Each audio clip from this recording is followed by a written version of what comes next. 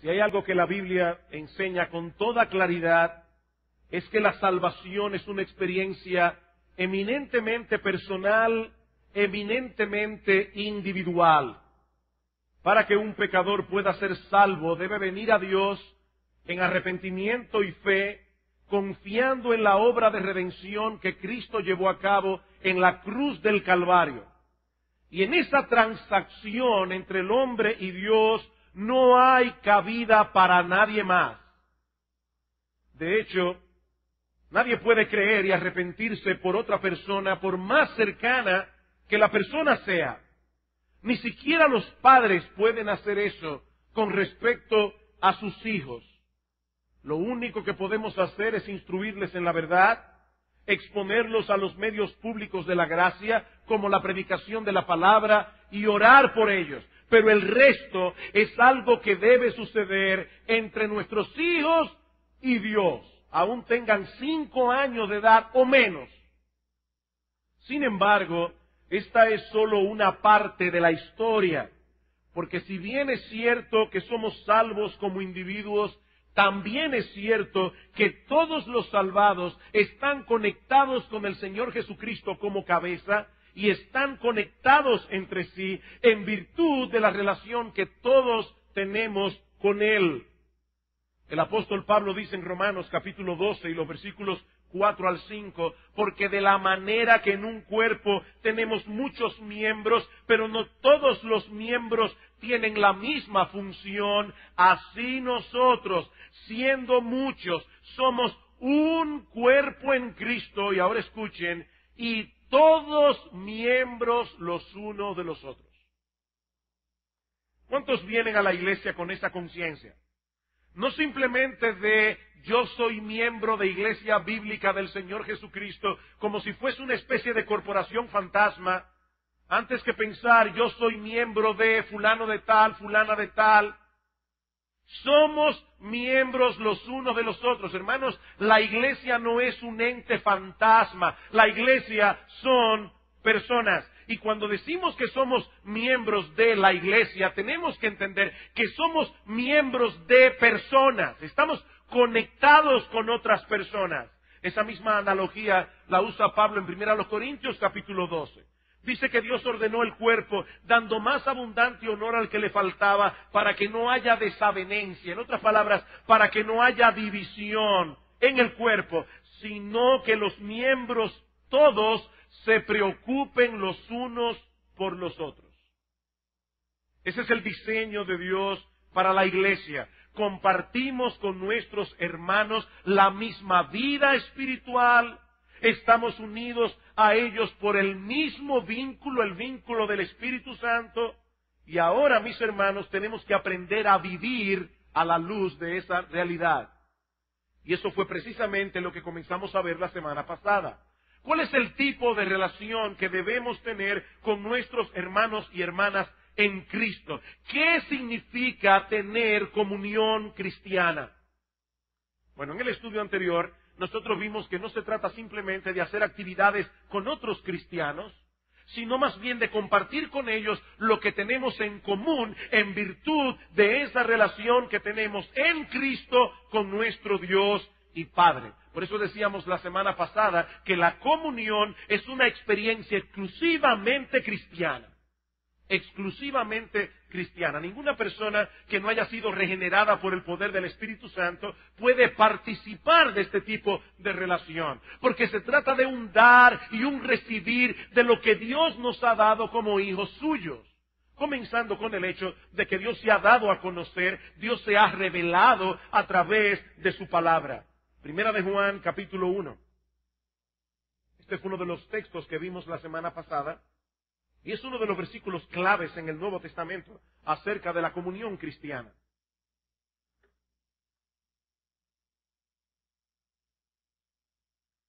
Primera de Juan, capítulo 1, versículo 3.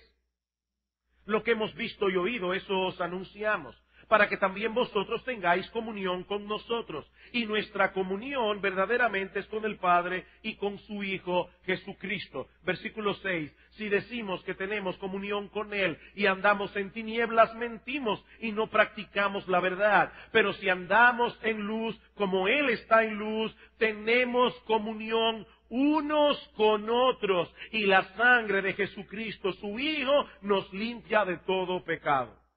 Juan está diciendo aquí, a través del mensaje apostólico que ustedes recibieron, lo que hemos visto y oído, eso es lo que os hemos anunciado, y a través de ese anuncio apostólico, estos hombres y mujeres vinieron a tener una relación personal con Dios, pero también una relación entre ellos. Si decimos que tenemos comunión con Dios y andamos en tinieblas, mentimos.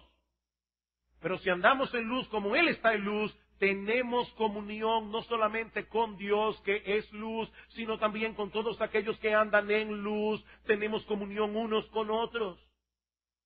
Por eso alguien ha definido la comunión como la búsqueda corporativa del pueblo cristiano de conocer mejor a Dios, compartiendo con otros lo que individualmente ya hemos aprendido de Él. Voy a repetir otra vez. ¿Qué es la comunión?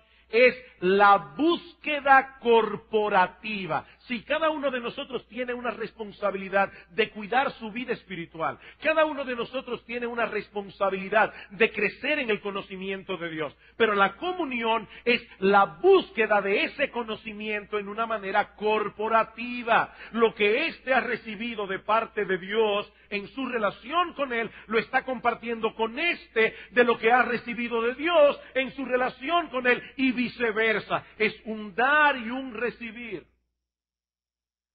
Mis hermanos, los miembros del cuerpo humano no crecen individualmente. El cuerpo crece en función de todos los miembros. Y de la misma manera, en la iglesia, todos los miembros contribuyen de un modo u otro al crecimiento de los demás. Escuchen cómo lo dice el teólogo Wayne Grudem. Dice, la santificación es por lo general un proceso corporativo en el Nuevo Testamento. Es algo que sucede en comunidad. Y él pasa a citar para probar su punto muchos de los textos que nosotros vimos el domingo pasado. Los deberes que nosotros tenemos unos para con otros. Y luego dice, cuando eso ocurre, es decir, cuando todos los miembros están cumpliendo sus deberes para con los demás miembros de la iglesia, el cuerpo de Cristo funciona como un todo unido, cada parte trabajando debidamente, de modo que la santificación corporativa sucede al tiempo que todo el cuerpo crece y se edifica en amor. Y los que están familiarizados con la carta de Pablo a los Efesios se habrán dado cuenta que Grudem está citando precisamente Efesios 4:16. Eso fue básicamente lo que vimos en el sermón anterior. Mis hermanos, la comunión con otros cristianos no es un extra opcional que nosotros podemos añadir a nuestra vida cristiana si queremos. No, mis hermanos, se trata de un aspecto vital de la obra de redención, tal como fue planificada por Dios desde antes de la fundación del mundo. Ahora bien, todo aquel que ha estado sumergido en la vida de la iglesia por cierto tiempo, seguramente ya se dio cuenta que la comunión con otros cristianos no es un asunto fácil y sencillo. Si tú no te has dado cuenta de eso, qué bueno que es así, pero sospecho que será cuestión de tiempo. La comunión cristiana no es un asunto fácil y sencillo. Nosotros todavía tenemos pecado morando en nuestro interior. Por lo tanto, para que cada miembro de la iglesia pueda disfrutar de esta dinámica de la vida espiritual, tendrá que vencer algunos obstáculos.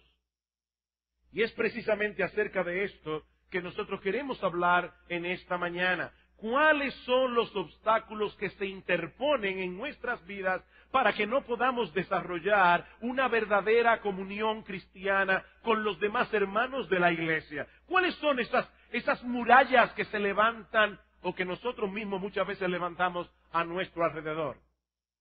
Bueno, yo supongo que la primera debe ser evidente para la mayoría. ¿Cuál es la primera razón?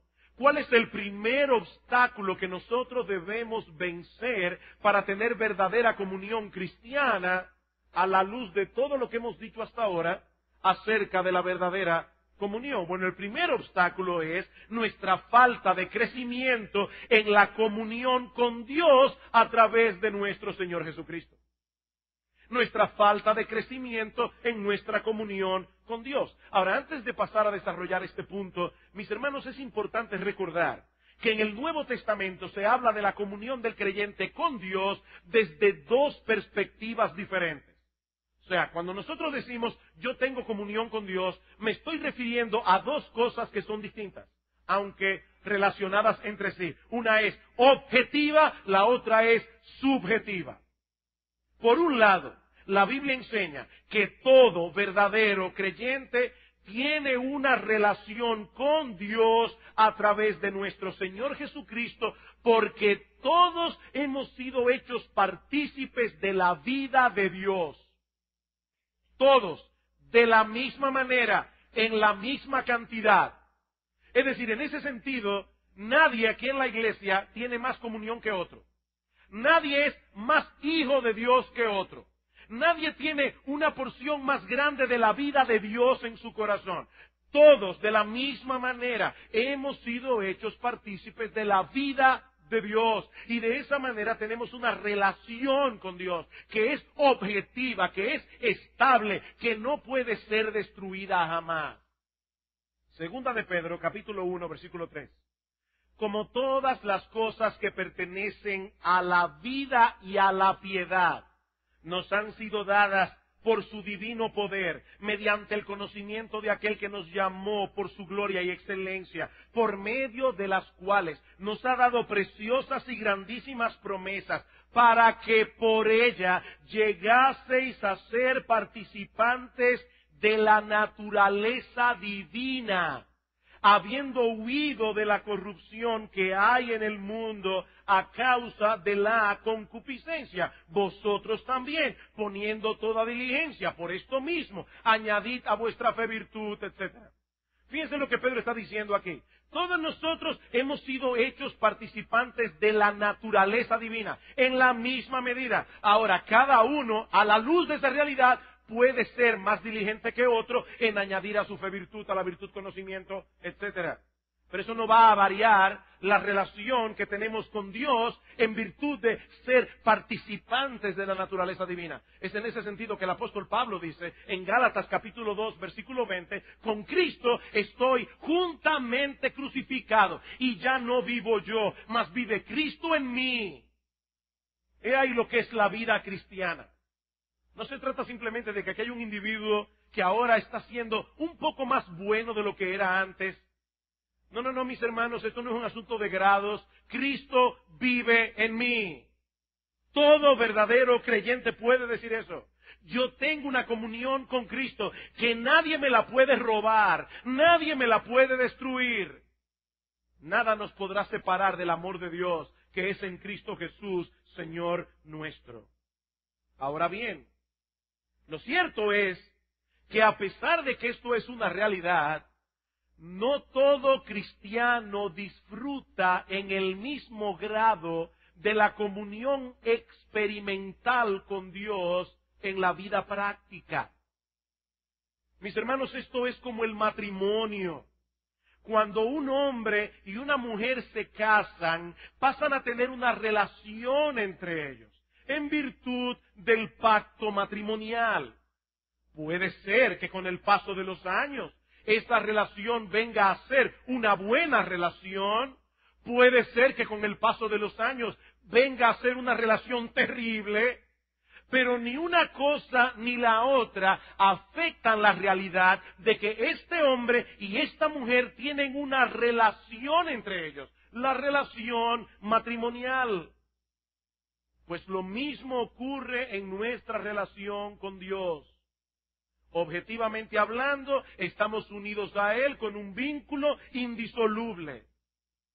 Experimentalmente hablando, no siempre tenemos el mismo grado de cercanía y de intimidad. Y yo estoy seguro que todos los creyentes aquí saben a qué yo me refiero.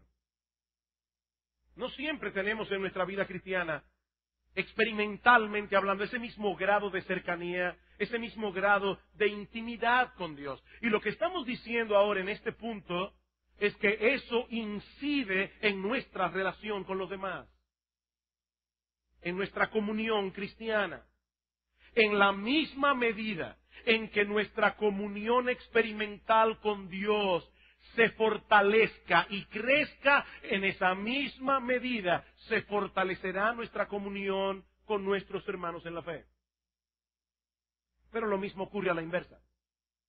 En la misma medida en que un creyente se aleja y se enfría en su comunión con Dios, en esa misma medida se enfriará y se alejará de sus hermanos y hermanas en Cristo. Esto es algo inevitable. Inevitable. Queridos hermanos, la comunión cristiana, la verdadera comunión cristiana, no depende de actividades y programas. Algunas personas siempre quieren solucionar las cosas con actividades y programas. La iglesia debe crecer en comunión. Vamos a atiborrar la semana con actividades para que los hermanos se rocen entre sí. No, mis hermanos, de hecho, el atiborrar nuestra agenda con actividades va en contra de la verdadera comunión cristiana, porque no nos va a permitir intimar con nadie. No, esto no es un asunto de programas, esto no es un asunto de actividades. Esto tiene que ver con nuestra relación con Dios. Si no estamos cultivando una relación genuina y profunda con Dios, eso no servirá de nada. Puede ser que nosotros tengamos un compinche con gente de la iglesia. Eso sí es posible. Pero compinche y comunión no son la misma cosa. No son la misma cosa.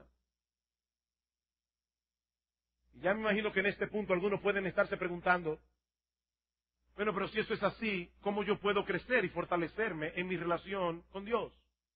¿Cómo crece y se fortalece la comunión experimental del creyente con Dios?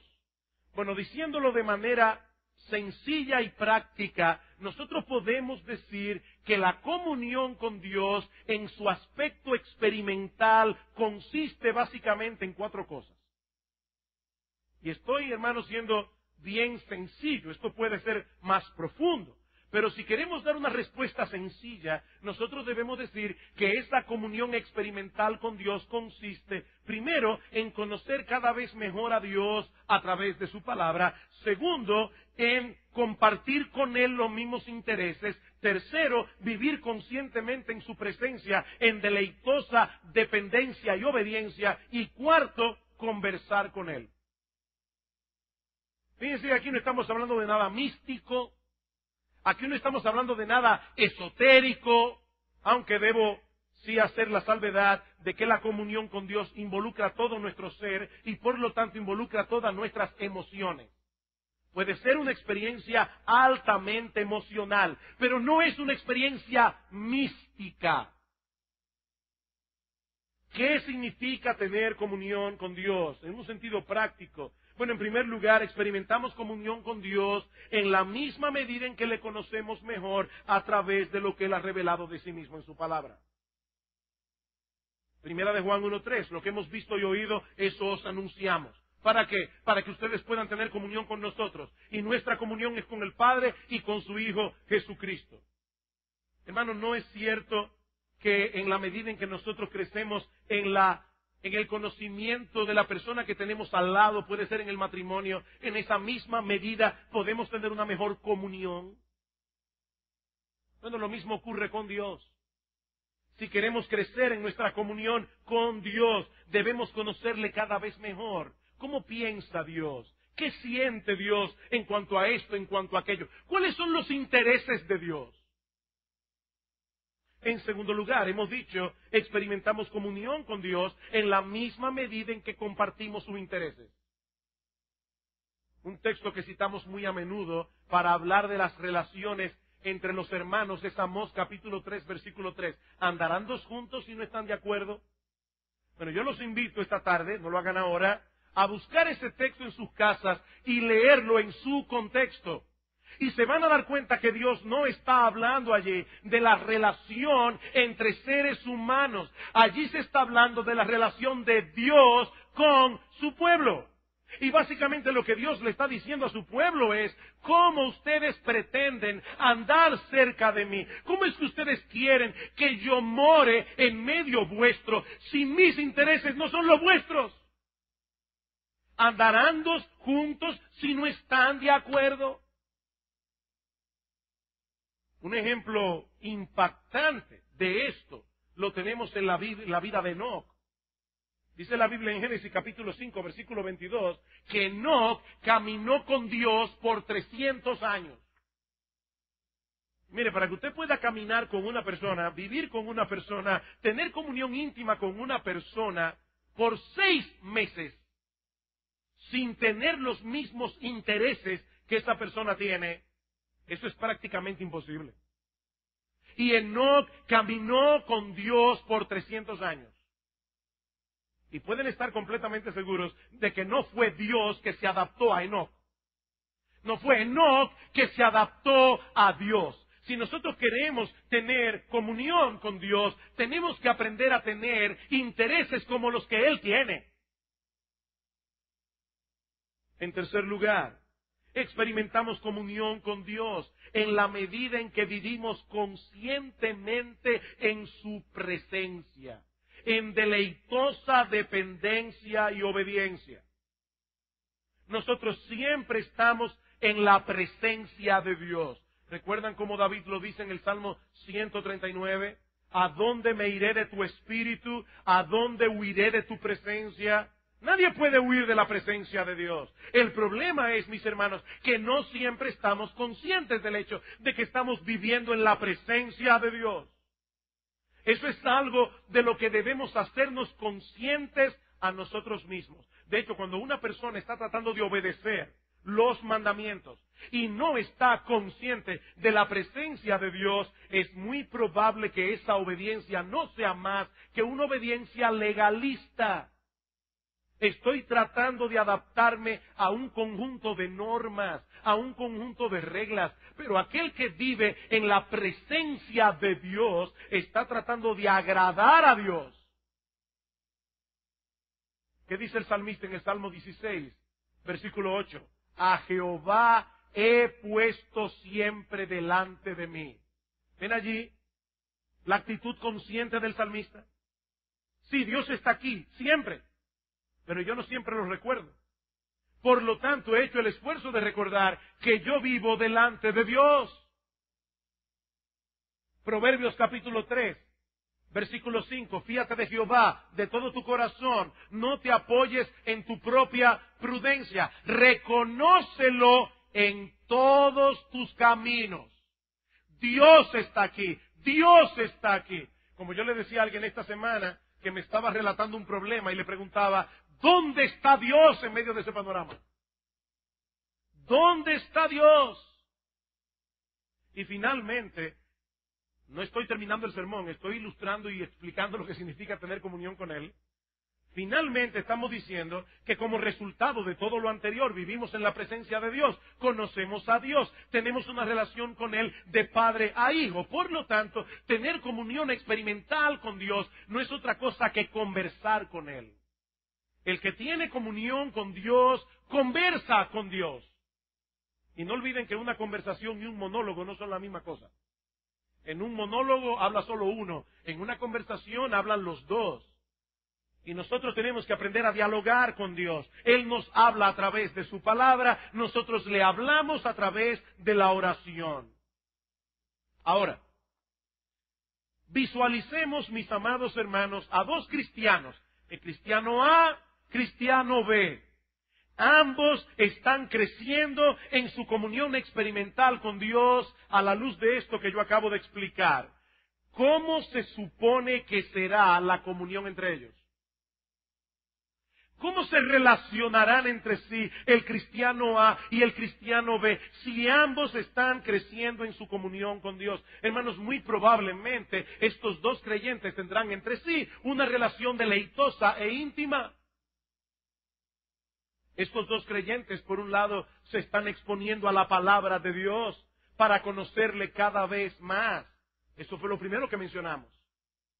¿Y qué sucede, mis amados hermanos, cuando un creyente se expone a la palabra de Dios para conocer cada vez mejor a la persona de Dios? Bueno, una de las cosas que ocurre muchas veces es que nuestro carácter es impactado con lo que nosotros aprendemos en la palabra acerca de Dios, de tal manera que Pablo dice en 2 Corintios 3:18, que cuando miramos a Cristo como por un espejo, es decir, a través de su palabra, somos transformados de gloria en la misma imagen. ¿No es verdad que cuando los matrimonios duran mucho tiempo, llega un punto en que comienzan a parecerse? De tanto estar juntos el uno con el otro. Claro, eso es más así cuando hay una buena relación y una buena comunicación. Bueno, hermanos, de la misma manera, mientras más yo me expongo a la palabra de Dios para conocer mejor el carácter de Dios, mi carácter se irá transformando de gloria en la misma imagen. ¿Y qué ocurre cuando creyente A y creyente B están siendo transformados de gloria en la misma imagen, en el mismo carácter de Dios, independientemente de que tengan temperamentos naturales distintos? ¿Qué sucederá? Bueno, una de las cosas que va a suceder es que ellos tendrán una mejor relación entre sí. Eso incide en nuestra relación con los demás. Por el otro lado, si nuestros intereses están coincidiendo cada vez más con los intereses de Dios, y lo mismo está sucediendo con el señor B, el cristiano B, ¿qué va a suceder? ¿Andarán dos juntos si no están de acuerdo? Mientras los intereses de ambos coincidan, los intereses de ambos con Dios coincidirán también entre ellos. Pablo dice de Timoteo en Filipenses capítulo 2, dice, quiero enviarles a Timoteo porque a ninguno tengo del mismo ánimo que tan sinceramente se interese por vosotros, porque todos buscan lo suyo propio, no lo que es de Cristo Jesús. Lo que Pablo está diciendo es, yo tengo una buena relación con Timoteo, porque Timoteo, sus intereses coinciden con los intereses de Cristo. Y cuando dos creyentes coinciden en sus intereses con los intereses de Cristo, es más factible que estos dos creyentes tengan mejor comunión entre sí. Imaginemos a estos dos creyentes, Mr. A y Mr. B, en medio de un conflicto personal. Estos dos creyentes tienen un problema entre sí.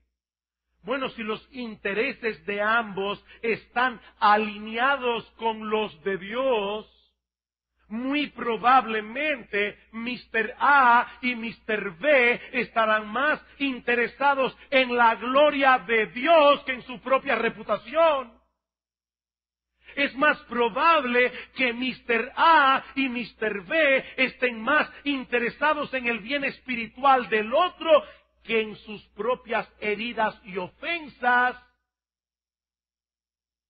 Y de esa manera tendrán una mejor comunión entre sí, aún en medio de los conflictos. Más aún, hermanos, el vivir conscientemente en la presencia de Dios no solamente hace que nosotros recibamos una mayor medida de gracia para hacer morir el orgullo, para hacer morir el egoísmo de nuestros corazones, sino también el hecho de saber que estamos delante de Dios nos guarda de malas actitudes. Pablo dice en Filipenses capítulo 4, versículo 1, vuestra gentileza sea conocida por todos los hombres. ¿Y qué sigue diciendo? El Señor está cerca. Y déjeme decirle que Pablo no está hablando allí de la segunda venida. Pablo está hablando de la realidad de que el Señor está cerca. Yo me pregunto, ¿cuántos matrimonios sufrirían un cambio trascendental en su relación si el esposo y la esposa cristiana estuvieran conscientes en medio de una discusión que el Señor Jesucristo está en medio de ellos? Yo he vivido esta experiencia, la he visto muchas veces. Dos personas están discutiendo, pero acaloradamente. Ambos están en un nivel de voz bien elevado y de repente llaman por teléfono. ¿Y cómo ustedes creen que la gente coge el teléfono? ¿Quién es? No, están peleando y de repente son de personas. Sí, aló, buena tarde. Se calmó. Simplemente porque otra persona entró en el escenario. Y mis hermanos, ¿qué pasaría si nosotros entendiéramos y viviéramos conscientes del hecho de que el Señor Jesucristo es nuestro huésped las 24 horas del día, los 7 días de la semana? ¿Cómo sería nuestra relación con los demás hermanos en la iglesia? Vuestra gentileza sea conocida por todos los hombres, el Señor está cerca. En cierta ocasión tuve que lidiar en un problema bien serio, matrimonial. El esposo estaba como un toro bravo, una cosa terrible. Y él y yo íbamos caminando por la calle, yo iba tratando de hablar con este individuo, iba diciendo pestes, y de repente pasamos por cierto lugar donde había un amigo de él. El amigo se acerca a saludar. Y este individuo cambió completamente, lo saludó con una gentileza. Y cuando seguimos caminando yo le dije, ¿tú te diste cuenta de lo que acaba de pasar aquí? Tú estabas hace un segundo como un toro bravo y ahora de repente porque esa persona te saludó cambiaste completamente. ¿Por qué no hiciste eso en tu casa? El Señor está cerca. Mis hermanos, en la misma medida en que nosotros crecemos en nuestra comunión experimental con Dios, en nuestra vida práctica, en esa misma medida creceremos en nuestra comunión con los hermanos. Mira, mi amado hermano, si te estás aislando en medio de tu iglesia, si tú no sabes lo que es experimentar este tipo de comunión cristiana de la que hemos estado hablando en el sermón anterior y en este sermón, no lo busques en falta de programas, no lo busques en falta de actividades. Mi hermano, el problema fundamental es tu relación con Dios. Tu relación con Dios. Pero no podemos seguir ampliando este tema. Otro de los obstáculos que debemos vencer si queremos desarrollar con otros verdadera comunión cristiana es un falso sentido de autosuficiencia. Un falso sentido de autosuficiencia. Mis amados hermanos, todo este tema de la comunión cristiana parte de una presuposición. ¿Cuál es? Nadie es autosuficiente. Necesitamos de la gracia de Dios, necesitamos de los dones, talentos e involucración de nuestros hermanos. Esa es la imagen que Pablo presenta del cuerpo de Cristo en 1 Corintios 12. Leí en estos días una parábola interesante. Decía este autor, Mark Dever, que en cierta ocasión el señor Mano fue a hablar con la señora Nariz, a decirle, mira, yo estoy pensando, mi esposa y yo, cambiar de iglesia, porque es que definitivamente nosotros no nos sentimos a gusto aquí. Los intereses de los demás miembros no son exactamente los nuestros. Mira, el otro día estábamos en la casa del señor Pies y se pasaron todo el tiempo hablando de zapatos, de olores, de medias. Esos no son nuestros intereses. Nosotros preferimos irnos a la iglesia tal. Allá aplauden y levantan las manos. Y eso es precisamente lo que nosotros queremos. Somos manos. Sí, pero resulta que la mano no puede existir sin el cuerpo. Sí, todos somos diferentes, pero mis amados hermanos, Dios diseñó el cuerpo de esa manera para que todos nos necesitemos unos a otros. Y eso es la iglesia. El doctor Packer dice, la comunión es tanto una expresión de amor como de humildad. Fluye de un deseo de beneficiar a otros conjuntamente con un sentido de debilidad y necesidad personal. De manera que en la verdadera comunión, dice él, hay dos motivaciones funcionando juntas. El deseo de ayudar y de ser ayudado. El deseo de edificar y de ser edificado. Pero cuando un creyente es atrapado por un falso sentido de seguridad, por un falso sentido de autosuficiencia, dos cosas comienzan a ocurrir de inmediato. La primera, falta de oración sincera. Él no necesita a Dios. Claro, él no lo diría con esas palabras. Pero su falta de oración, los planes que hace sin buscar la gracia de Dios, lo muestran claramente. Y en segundo lugar, falta de comunión cristiana. Yo no necesito a los demás. El Señor Jesucristo le escribió una carta a una iglesia en Apocalipsis capítulo 3 que tenía esa forma de pensar. Tú dices, yo soy rico y me he enriquecido. Y no sabes que tú eres pobre, ciego, desventurado y desnudo. No te estás dando cuenta de tu necesidad. En ese sentido, hermanos, me impacta grandemente la vida del apóstol Pablo. ¿Qué conciencia tenía este hombre? Que recibía revelaciones directas de Dios. ¿Qué conciencia tenía de la necesidad de otros hermanos? Oren por mí, oren por mí, oren por mí. Y en 2 Corintios capítulo 7 dice Pablo, estábamos en Macedonia con muchos temores, con muchos problemas, pero Dios, que consuela a los humildes, nos consoló con la venida de Tito. Él no dice allí, el Señor me envió un ángel para consolarme, Cristo mismo se hizo presente en mi habitación y me dio consuelo. No, me envió a Tito. El apóstol Pablo, el gran apóstol Pablo, estaba necesitado de su amigo y le da gracias a Dios que en ese momento de necesidad Tito estuvo con él. Mis hermanos, nosotros somos una raza de gente necesitada. Nos necesitamos unos a otros. Mi amado hermano, pelea con todas las fuerzas de tu corazón contra ese falso sentido de seguridad, contra ese falso sentido de autosuficiencia. El cristiano omnicompetente no existe. A Dios no le ha placido darle a un solo hombre todos los dones, todos los talentos, toda la sabiduría, todas las respuestas. No, ni siquiera los pastores. Y son muchas las veces que nosotros mismos tenemos que consultar con otro pastor y decirle, mi hermano, en esta situación particular, yo no tengo idea de qué hacer. No sé qué hacer. Necesito un consejo. Los pastores.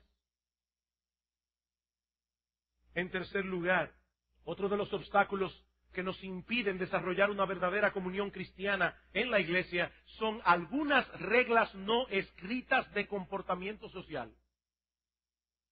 Algunas reglas no escritas de comportamiento social. Miren, hermanos, si algo ha quedado claro, yo espero, en este sermón y en el sermón anterior, es que la comunión cristiana no es natural, es sobrenatural, es una obra del Espíritu en nosotros. Por lo tanto, no es extraño darnos cuenta de que en esa relación hay muchos patrones de conductas naturales que hemos recibido de la crianza, de la sociedad, y que no son compatibles con la verdadera comunión cristiana. Por ejemplo, una regla social no escrita. Nunca se debe hablar de la vida privada frente a otras personas. Eso es una regla social no escrita.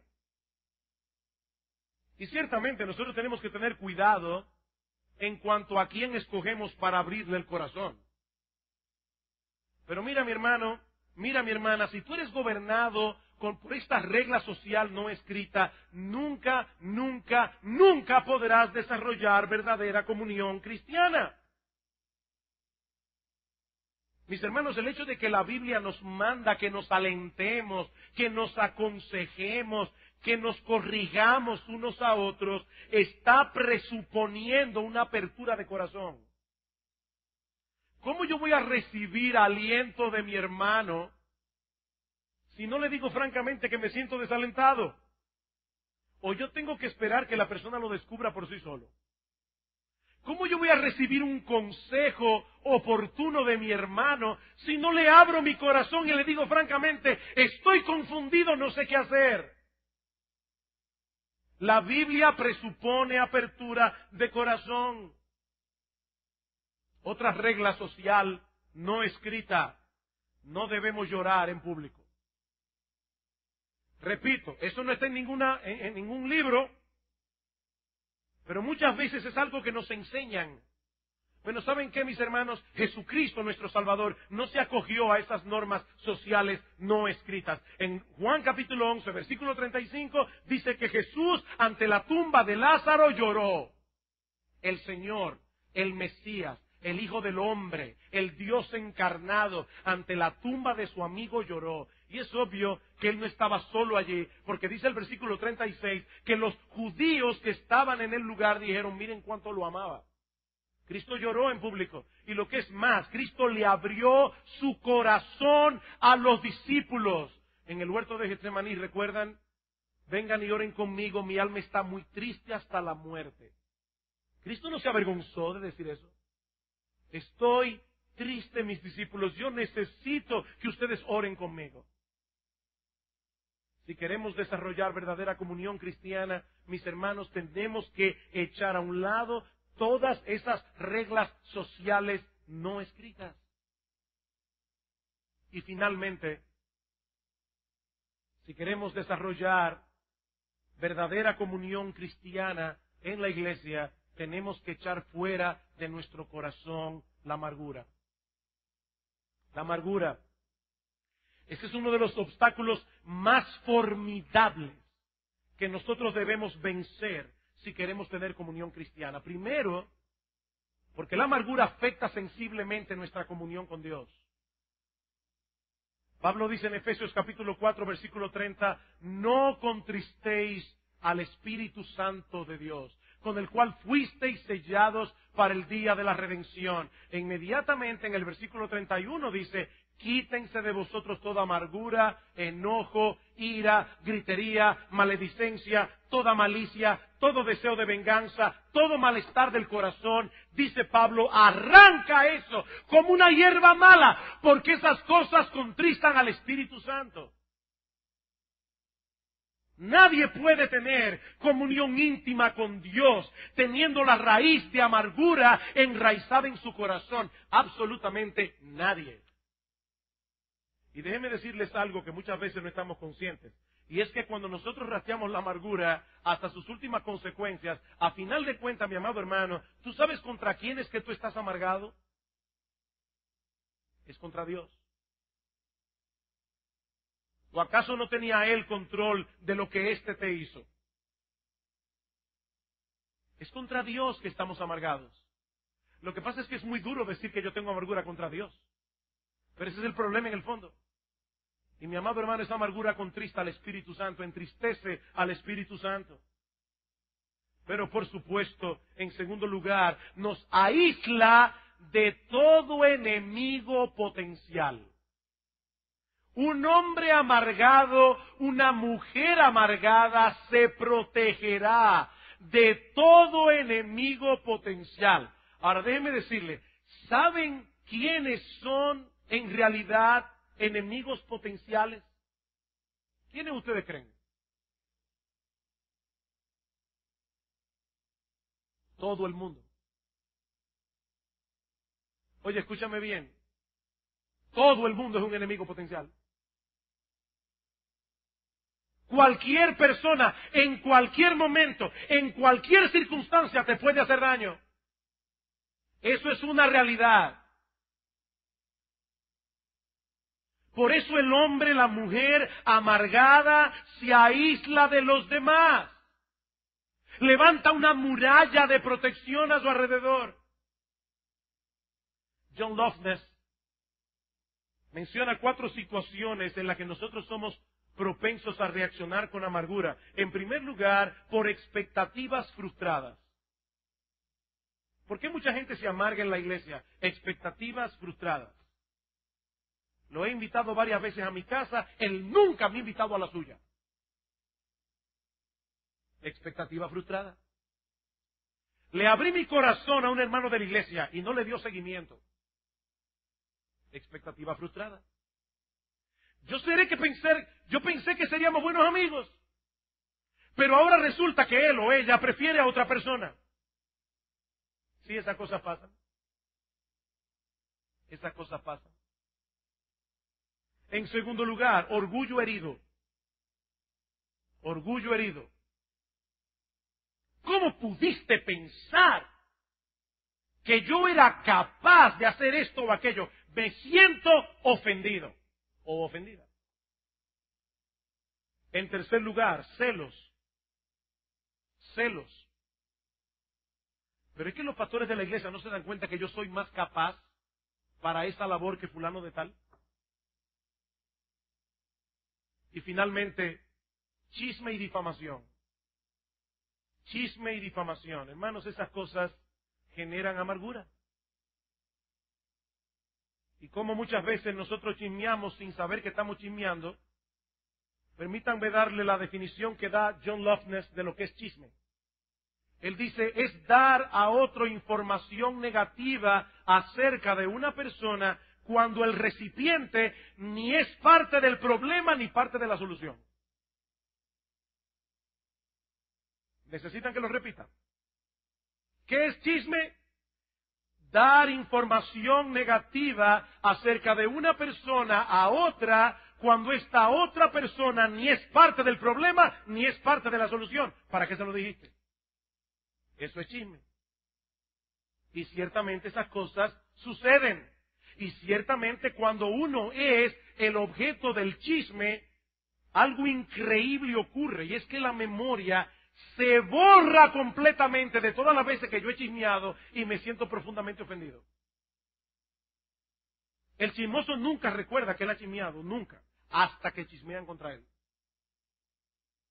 Y eso sí que es un pecado gravísimo.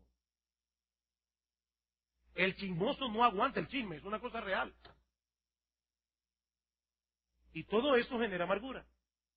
Ahora, te tengo una buena noticia.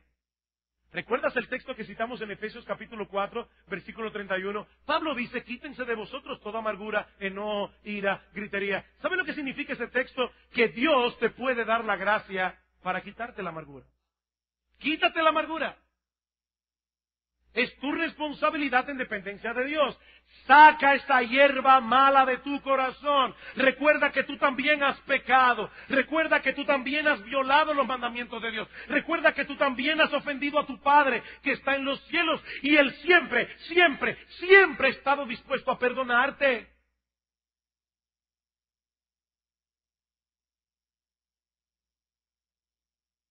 En conclusión, hermanos, resumiendo todo lo que hemos visto hoy, la razón por la que no desarrollamos verdadera comunión cristiana en la iglesia es el pecado. Es el pecado. No se trata de un asunto temperamental. Hay personas que dicen, yo era hijo único y yo no me acostumbré a tratar con otras personas. Otros dicen, el problema es que yo no era hijo único. Y mis hermanos me atacaban todo el tiempo y yo me sentía agredido y aprendía a protegerme. Todo el mundo tiene una razón. Pero mi amado hermano, mi amada hermana, la razón por la cual nosotros nos aislamos es por nuestro pecado. Estamos buscando más nuestra gloria que la gloria de Dios. Decíamos en la clase de escuela dominical esta mañana que la timidez no es más que un eufemismo, es decir, una palabra agradable para decir temor al hombre. Es que yo soy tímido. Y algunas personas dicen, es que sufre de baja autoestima. No, mi hermano, nadie sufre de baja autoestima. El problema del corazón del hombre es que todos nos estimamos demasiado. ¿Saben por qué algunas personas son tímidas y calladas? Por ese refrán que dice, es mejor callarse la boca y pasar por tonto que abrirla y confirmar que eres un tonto. La razón por la que mucha gente es tan callada es precisamente porque tienen miedo a fallar, tienen miedo a decir lo que no debe. Se estima demasiado a sí mismo. No es baja autoestima, es altísima autoestima. Mi amado hermano, esto solamente se cura buscando primero la gloria de Dios por encima de tu gloria. Debemos identificar cuál es el obstáculo que nos está separando de los demás y tomar la determinación de derribar esa muralla en el nombre de Dios y para la gloria de Dios. Mira, mi hermano, no importa si esas murallas son tan grandes como la de Jericó. Créeme, esas murallas caerán siempre que grites en el nombre de Dios. Debemos buscar la gloria de Dios, no nuestra propia gloria. Y todos juntos buscando la gloria de Dios, todos juntos buscando lo que es de los intereses de Dios, creceremos en nuestra comunión con los demás. Y las personas allá afuera, cuando vean la iglesia bíblica del Señor Jesucristo, verán a un grupo de hombres y mujeres imperfectos que cometen errores, pero donde todos están luchando para tener una verdadera relación de amor con sus hermanos y hermanas en Cristo. Vamos a orar. Padre, queremos darte muchas gracias por habernos dado en esta mañana la oportunidad de predicar tu palabra. Señor, este tema es tan importante, este tema es vital para la vida de nuestra iglesia. Te pedimos y te suplicamos, oh bendito Rey y Salvador, que tu Espíritu Santo aplique tu palabra con poder. Señor, sana corazones que están heridos, sana corazones amargados.